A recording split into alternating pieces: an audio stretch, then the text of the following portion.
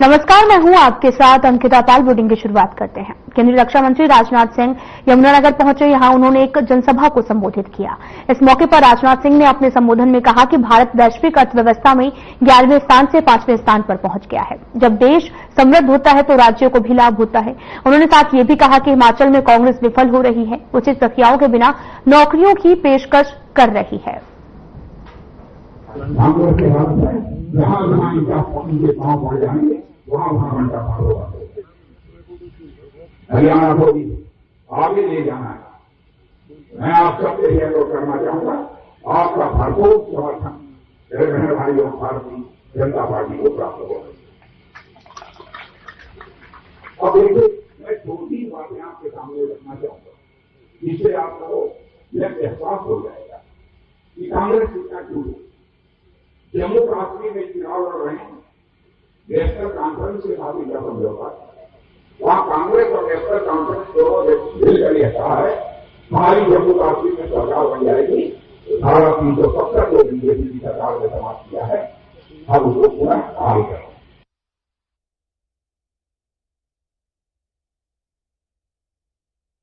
डेरा सौदा प्रमुख गुरमीत राम रहीम सिंह की पैरोल को लेकर सीएम नायब सिंह सैनी का बयान सामने आया। सीएम ने कहा कि कांग्रेस के पास कोई मुद्दा नहीं है, पैरोल देना कोर्ट का विषय है, सरकार का नहीं। पास कोई मुद्दा नहीं है, माननीय कोर्ट का विषय है। किसको पैरोल देनी है, किसको नहीं देनी है, ये कोर्ट का विषय है, सरकार का विषय नहीं है। ये मूत में से मच्छियां पकड़ते हैं और इनको कोई जानकारी नहीं है तो ये जानकारी रखें। हमारा कोई विषय नहीं है इसके ऊपर। माननीय कोर्ट किसको पैरोल दे रहा है, किसको नहीं दे रहा है, ये कोर्ट का विषय, हमारा विषय नहीं है। लाडवा में सीएम नायब सिंह सैनी पहुंचे, जहां पर बीजेपी सांसद हेमा मालिनी चुनाव प्रचार करने पहुंची हैं। इस दौरान सांसद हेमा मालिनी और सीएम सैनी ने विधानसभा क्षेत्र में जो है वो रोड शो किया, जिसमें भारी संख्या में बीजेपी कार्यकर्ता और जनता भी शामिल हुई है। आपको बताते चलें कि तस्वीरें भी आपको दिखा रहे हैं। तस्वीरें लाडवा से हैं, जहां पर सीएम सैनी पहुंचे और साथ ही उनके साथ हेमा मालिनी भी प्रचार प्रसार के लिए उतरी हुई हैं। तस्वीरें भी आपके सामने हैं, जहां पर जमकर कांग्रेस पर निशाना साधा और साथ ही रोड शो भी किया है। तस्वीरें भी आपको दिखा रहे हैं, जहां पर हेमा मालिनी और सीएम नायब सिंह सैनी लोगों का अभिवादन करते हुए पहुंचे हैं और साथ ही तस्वीरें भी आपको दिखा रहे लगातार, जहां पर बड़ी संख्या में लोगों का हुजूम उमड़ा। प्रचार प्रसार का दौर जारी है और जिसको लेकर लाडवा में ये रोड शो किया गया, जहां पर बड़ी संख्या में लोगों का हुजूम पहुंचा। सीएम नायब सिंह सैनी ने बीजेपी की जन आशीर्वाद रैली को संबोधित किया है। सीएम ने कहा कि मैंने हुड्डा से कहा कि उन्होंने 10 साल तक हरियाणा में मुख्यमंत्री के रूप में शासन किया है, जबकि मैंने केवल 56 दिनों तक का सेवा की। अगर कांग्रेस के सदस्य मोटा चश्मा लगाकर देखेंगे तो मेरी 56 दिनों की सेवा उनके 10 सालों के अधिक है। मैंने इतनी तेजी से काम किया है। तारीख तो दूर की बात है, 5 तारीख शाम को ही कांग्रेस एम्स में भर्ती हो जाएगी, कोई पूछने वाला नहीं होगा। इन लोगों ने हरियाणा को झूठे वादों से भाइयों बोल करके प्रताड़ित किया है। मुझे इतना कम समय मिला,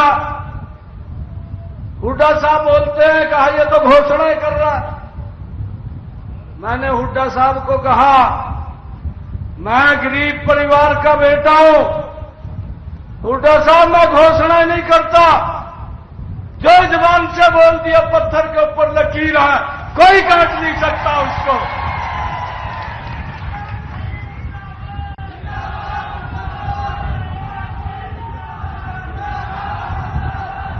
मैंने हुड्डा साहब को कहा आप 10 वर्ष हरियाणा के मुख्यमंत्री के रूप में राज किया है, मेरा तो मात्र 56 दिन सेवा के रूप में है।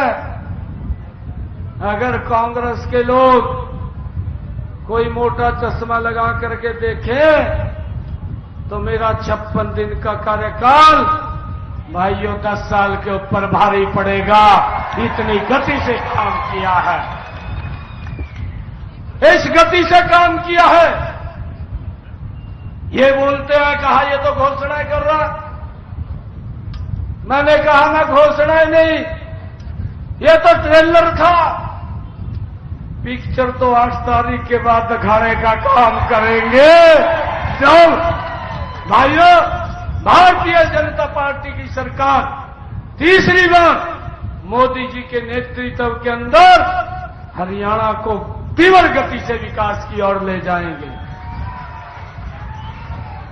भाइयों इन्होंने कुछ अपनी घोषणाएं की थी हिमाचल के अंदर, कर्नाटका में, तेलंगाना में। भाई 2 साल हो गए, एक भी पूरी नहीं करी। और राहुल बाबा आया हरियाणा के अंदर, मैंने राहुल बाबा को कहा भी आप दीदी को तो ले आए, जीजा कहाँ है, उसको भी ले आना था।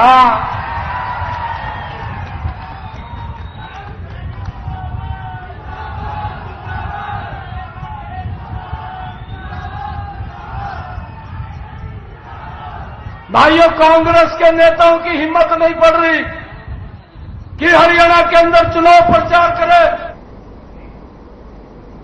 रोहतक में बीजेपी सांसद रविशंकर प्रसाद ने पत्रकार वार्ता की है। इस मौके पर रविशंकर प्रसाद ने कहा कि राहुल गांधी अमेरिका में गोहाना की जलेबी फैक्ट्री लगाने की बात कर रहे हैं। गोहाना की जलेबी अमेरिका भेजने से पहले यह समझना बहुत जरूरी है कि जलेबी बनती कैसे है। उन्होंने साथ ये भी कहा कि राहुल गांधी होमवर्क नहीं करते हैं। मित्रों, गोहना की जलेबी मुझे भी बहुत अच्छी लगती है, मैंने खाया है उसे। अब राहुल गांधी गोहना की जलेबी की फैक्ट्री अमेरिका में लगाने की बात कर रहे हैं। अब मैं तो इस पर कुछ नहीं कहूंगा, लेकिन जलेबी कैसे बनती है और कैसे बिकती है इसको समझना जरूरी है। मुझे एक पुरानी बात याद आ गई। हम लोग के एक वरिष्ठ नेता थे भैरव सिंह शेखावत, उन्होंने एक कहानी बताई थी हमें कि राजीव गांधी राहुल जी के पिताजी जब भारत दर्शन में घूमते थे एज ए प्राइम मिनिस्टर, तो राजस्थान में खेतों में घूम रहे थे, तो किसानों से पूछा लाल मिर्ची का दाम कितना है, कहा इतना रुपये मन। कहा हरी मिर्ची का दाम कितना है, तो इतना रुपये मन। का मतलब है लाल मिर्ची हरी से महंगी है, तो हरी मिर्ची क्यों उगाते हो, लाल मिर्ची क्यों नहीं उगाते हो? तो इसका क्या जवाब दिया जाए? तो उसी से मुझे याद कर रहे थे कि गोहना की जलेबी को अमेरिका भेजा जाएगा। इसके बारे में जलेबी कैसे बनती है इसकी समझदारी। केंद्रीय मंत्री मनोहर लाल फिरोजपुर झिरका पहुंचे हैं, जहां उन्होंने हरियाणा चुनाव को लेकर बयान दिया। उन्होंने कहा कि कांग्रेस की सरकारों ने इस इलाके को हमेशा से पिछड़ा बनाकर रखा है। मैं पिछले 10 सालों में 12 बार यहां पर आया हूं। बीजेपी की बहुमत से सरकार बनेगी और कांग्रेस की केवल हरियाणा में 2 टर्म की सरकार रही है, लेकिन बीजेपी का लगातार हरियाणा में तीसरी बार आने का रिकॉर्ड बनेगा। अहमद जहां हमारे प्रत्याशी हैं, ये पहले भी एमएलए रहे हैं, इनको जिताने की अपील करने के लिए मैं आया हूं। और यहां जितने भी हमने विकास के काम कराए हैं 10 साल में, हम हले एक भी हमारे पास विधायक यहां नहीं कभी आया भारतीय जनता पार्टी का, लेकिन मैं तुलना करता हूं तो पूरे हरियाणा से ज्यादा काम यहां हुए हैं। और उसका कारण एक ये है कि कांग्रेस की सरकारों ने, ऐसे पहले और भी जो सरकारें रही हैं, उन्होंने इस इलाके को पिछड़ा बना के रखा। इस इलाके के लोगों को वोट बैंक के नाते से ही, और वो समझते रहे, वोट लिया। विधानसभा चुनाव का प्रचार अब अंतिम दौर में है और इसी कड़ी में पेटला विधानसभा से बीजेपी प्रत्याशी तेज चंद शर्मा का काफिला जनोली गांव पहुंचा। प्रचार को लेकर गांव में पहुंचने पर लोगों ने बीजेपी प्रत्याशी टेकचंद शर्मा का फूलों की माला पहनाकर स्वागत किया। इस मौके पर बीजेपी प्रत्याशी के साथ महम से सांसद रामचंद जांगड़ा और वार्ड नंबर 1 से जिला पार्षद कुलवीर देशवाल मौजूद रहे, जहां पर सांसद रामचंद जांगड़ा ने जनता को संबोधित करते हुए बीजेपी प्रत्याशी टेकचंद शर्मा के पक्ष में वोट करने की अपील की। तो वहीं रामचंद ने कहा कि पतला विधानसभा से बीजेपी प्रत्याशी भारी बहुमत से जीत हासिल करने जा रहे, प्रदेश में तीसरी बार बीजेपी की सरकार बनेगी। और वहीं बीजेपी प्रत्याशी टेकचंद शर्मा ने कहा कि वो विकास के मुद्दे पर चुनाव जो है वो लड़ रहे हैं और किसी भी जाति विशेष का कोई मतलब नहीं है, और वो पहले भी यहां से बसपा के टिकट पर चुनाव जीत चुके हैं। लोगों ने भी उनका काम देख रहे हैं और इसलिए इस बार भी जनता उन्हें विजयी बनाएगी।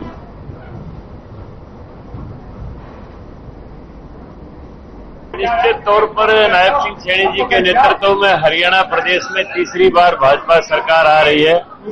मैं तकरीबन 60 चुनाव क्षेत्रों का दौरा करने के बाद आज 61वें चुनाव क्षेत्र में अपने पृथला में माननीय अपने टेकचंद शर्मा जी के चुनाव में आया हूं। और कल नरेंद्र मोदी जी की रैली की इतनी चर्चा थी पूरे हरियाणा में, तो इतनी बड़ी रैली जितनी बार भी प्रधानमंत्री हरियाणा में आए हैं इतनी कभी नहीं हुई। और जब से मैं आज आया हूं, तब ऑफिस में भी टाइम लगाया है, अभी लगातार लोगों से भी मिलके आया हूं, तो लोगों की यही राय है कि टेकचंद शर्मा जी भारी मतों से इस बार चुनाव यहां से जीतेंगे। निश्चित तौर पर यहां से कमल का फूल खिलेगा और हरियाणा सरकार ने जो वायदे किए हैं इस किस्म में वो जनता के अंदर बहुत ही सकारात्मक माहौल है। और मैं कह सकता हूं कि तीसरी बार भारतीय जनता पार्टी हरियाणा प्रदेश में अपनी सरकार बनाएगी। प्यार और आशीर्वाद कोई गढ़ किसी का नहीं होता, जनता का गढ़ होता है हमेशा विकास का, और विकास के एजेंडे को हम लेकर के चल रहे हैं। गांव तो मेरा यहाँ पैदा भी नहीं हुआ था, उसके बावजूद मेरे को बसपा से विधायक बनाया था 14 में। आज यहाँ देख रहे हो ये बिल्डिंगें जो देख रहे हो ये सारी देन हमारी है। हमने इस तरीके से लोगों को विश्वास में जीता था, विकास को हमने आगे लेकर के चले। हमारा यह जाति पाति धर्म का कोई विषय नहीं। ऐसा 2 दिन बचे हैं। कल प्रधानमंत्री जी आए थे और या पृथला में आए थे। इतनी विशाल रैली हुई है, हरियाणा में आज तक कहीं कोई हुई नहीं। उसके अलावा आप कह रहे हो कि यहाँ प्रत्याशी का गांव कहीं ना कहीं तो रहेगा, सावटी भी रहेगा, कहीं ना कहीं जाजरू भी रहेगा, उससे कोई फर्क नहीं पड़ता। लोग जब एक दूसरे के प्रति ये भावनात्मक रूप से जुड़ जाते हैं तो वहाँ कोई मायने नहीं रखता। निश्चित तौर पर भारतीय जनता पार्टी तीसरी बार सरकार बनाएगी। पृथला में अब तक 3 बार से कमल नहीं। कांग्रेस ने भी चुनाव प्रचार में पूरी ताकत झोंकी हुई है। इसी कड़ी में कांग्रेस ने चरखीदादरी में चुनावी जनसभा का आयोजन किया, जिसमें कांग्रेस के राष्ट्रीय अध्यक्ष मल्लिकार्जुन खड़गे ने पहुंचकर चुनावी जनसभा को संबोधित किया। खड़गे ने आगे क्या कुछ कहा, आपको सुनाते हैं।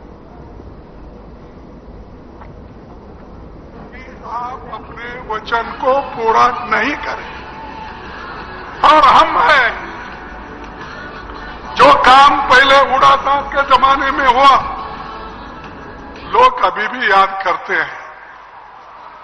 हम जो कहते हैं वो करते हैं, और ये लोग वायदा जो करते हैं वो कभी नहीं करते, झूठे बोलते बोलते बोलते जाते हैं। इसीलिए मैं बार बार बोलता हूं, ये बीजेपी झूठों की सरदार है, और मोदी साहब तो झूठ बोलने में माहिर है। वो डरते नहीं, हमेशा यही बोलते रहते हैं। और मैं ये कहना चाहता हूं कि हमारे जो भी प्राइम मिनिस्टर थे उन्होंने हमेशा देश के लिए लड़ा, अपने लिए कोई भी नहीं लड़ा, देश के लिए लड़ा। इसीलिए तो लाल बहादुर शास्त्री क्या स्लोगन दिए थे, क्या बोले थे? इस देश के नौजवानों को, जवानों को देश बचाना है तो जय जवान जय किसान। किसने बोला?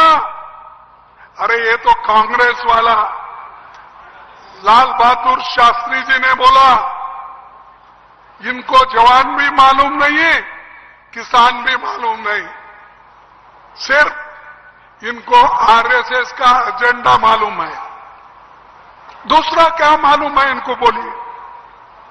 कोई आरएसएस में किसान नहीं है, बीजेपी में कोई किसान नहीं है, इसीलिए किसानों का दर्द उनको मालूम नहीं है।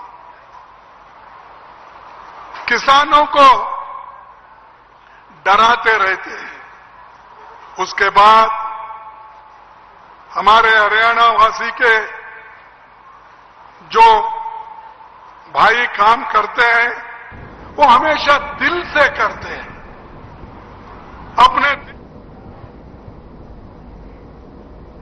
भिवानी में कांग्रेस की राष्ट्रीय महासचिव प्रियंका गांधी ने आपको बताते चले कि चुनावी सभा को संबोधित किया। इस दौरान उन्होंने नौकरी समेत कई मुद्दों को लेकर सरकार पर निशाना साधा, साथ ही कांग्रेस के पक्ष में वोट की अपील की।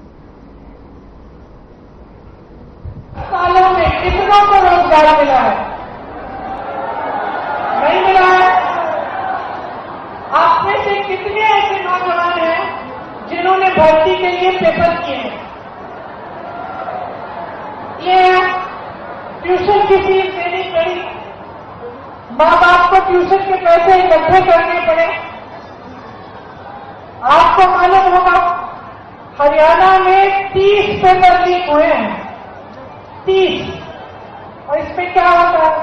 आप पेपर देते हो, पेपर लीक होता है, आपकी भर्ती नहीं होती। आप सोचते हो चलो मैंने पेपर दे दिया, आज नहीं तो कल भर्ती तो होनी है, कहीं और एप्लीकेशन नहीं देते हो।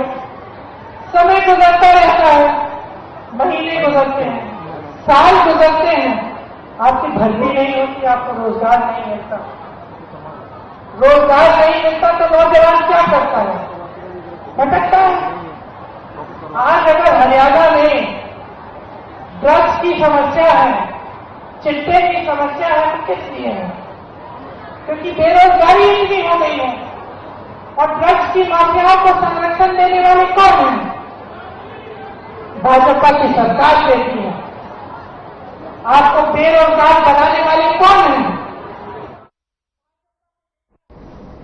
बहादुरगढ़ में कांग्रेस का कुनबा लगातार मजबूत होता जा रहा है। बीजेपी और जेजेपी के वरिष्ठ नेता अब कांग्रेसी हो गए हैं। राहुल गांधी की विजय संकल्प यात्रा के दौरान जेजेपी सैनिक प्रकोष्ठ के वरिष्ठ उपाध्यक्ष और बीजेपी के वरिष्ठ नेता के मलिक ने भी कांग्रेस ज्वाइन की। इस दौरान कांग्रेस उम्मीदवार राजेंद्र जून ने दो नेताओं को कांग्रेस का पटका पहनाकर मिठाई खिलाकर कांग्रेस में शामिल होने की बधाई दी है। इस मौके पर राजेंद्र जून ने कहा कि कांग्रेस में शामिल होने वाले सभी साथियों को पूरा मान सम्मान दिया जाएगा। बहादुरगढ़ से कांग्रेस की जीत निश्चित है और हरियाणा में कांग्रेस की सरकार बनने जा रही है।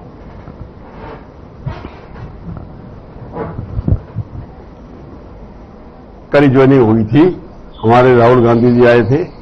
कल रोड शो था हमारा, रोड क्या नाम रेलवे रोड पे पगोड़ा चौक से, और वहां हमारे धर्मवीर जी ने और के मलिक ने, दोनों ने जना हमारी पार्टी ज्वाइन करी है।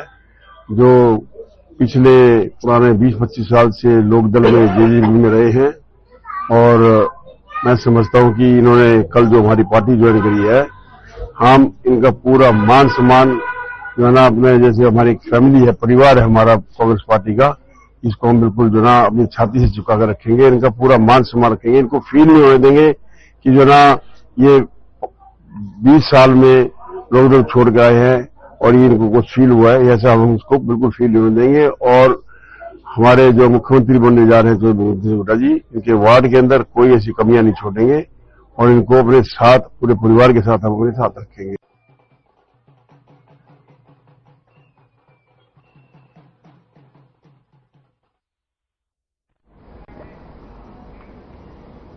कैथल में कांग्रेस नेता रणदीप सुरजेवाल ने प्रेस कॉन्फ्रेंस की। इस दौरान उन्होंने कहा कि हम हरियाणा के युवाओं को इजरायल युद्ध से वापस लाएंगे, क्योंकि जिस प्रकार से बीजेपी जानबूझकर हमारे युवाओं की जान जोखिम में डाल रही है वो निंदनीय है।